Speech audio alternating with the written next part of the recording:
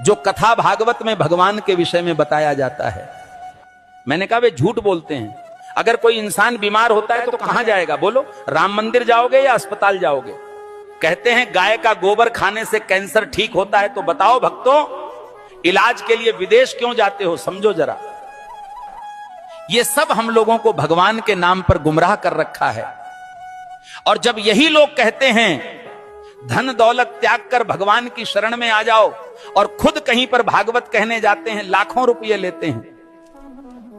ये मायाजाल ही तो है। भगवान की शरण में जाने का मतलब यह थोड़ी है कि अपने शरीर का ध्यान छोड़ दो। जो शरीर भगवान ने दिया है उसकी सेवा भी तो ईश्वर सेवा है। जब बुखार आता है तब राम की जगह दवा ढूंढते हो। जब जीवन भर की परेशानी हो तब बाबा का झूठा गोबर इलाज क्यों बन जाता है? गाय पूज्य है, इसमें कोई दो राय नहीं, पर यह कहना कि गोबर खाने से कैंसर ठीक हो जाएगा, यह विज्ञान नहीं, धोखा है। जो कथावाचक कहते हैं धन दौलत छोड़ दो, भगवान की शरण में आ जाओ, वो खुद लाखों के हवाई सफर करते हैं, एसी पंडाल में रुकते हैं और पाटीदारों से लिफाफा लेते हैं। तो त्याग हमें क्यों सिखाते हो?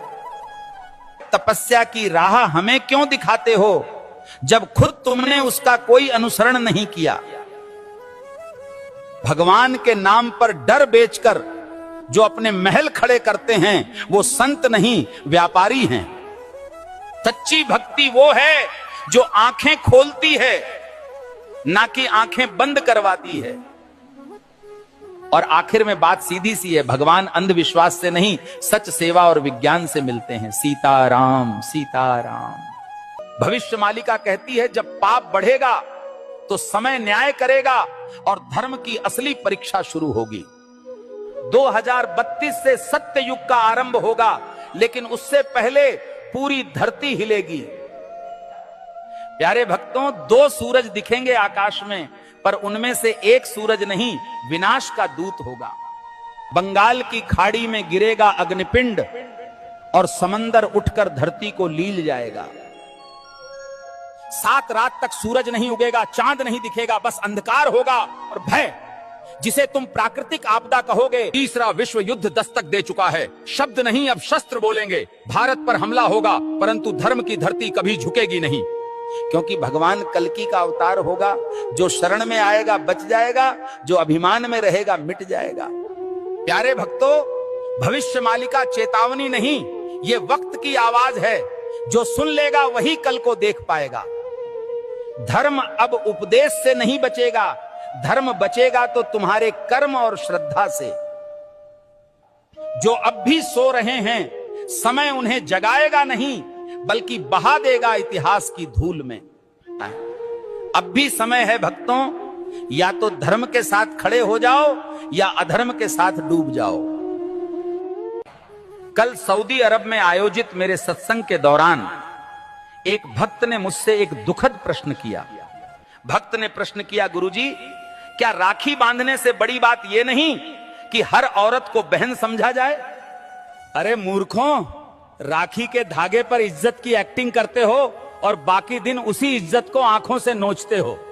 राखी का धागा इज्जत का प्रतीक है, पर नजरें ही इज्जत न दें तो वो धागा क्या करेगा? जो आज बहन कह रहे हैं, कल उसी जैसी स्त्री को घूरते हैं। यही विडंबना है। जिस दिन पुरुष की नजर नारी को सच में बहन समझने लगेगी, उस दिन हर बेटी, बहन, हर स्त्री सुरक्षित अनुभव करेगी। भाई कहे जाने से कोई बड़ा नहीं बनता, उसके विचारों और दृष्टिकोण में सम्मान हो, यही सच्ची मर्दानगी है। राखी की रस्म निभाना सरल है, पर नीयत की सफाई असली परीक्षा है। हे प्रभु, जो स्त्री को देखकर गंदे ख्याल लाता है वो कभी भाई नहीं बन सकता। हर लड़की बहन जैसी लगे, ये सिर्फ कह देने से नहीं होता, जब तक मन से उसे बहन समझा न जाए। राखी कोई ताबीज नहीं है, ये चेतावनी है सोच को पवित्र करने की और नारी को नजर से नहीं सम्मान से देखने की। जिस पुरुष की मर्दानगी किसी नारी की रक्षा न कर सके, वो राखी के धागे का भी हकदार नहीं होता।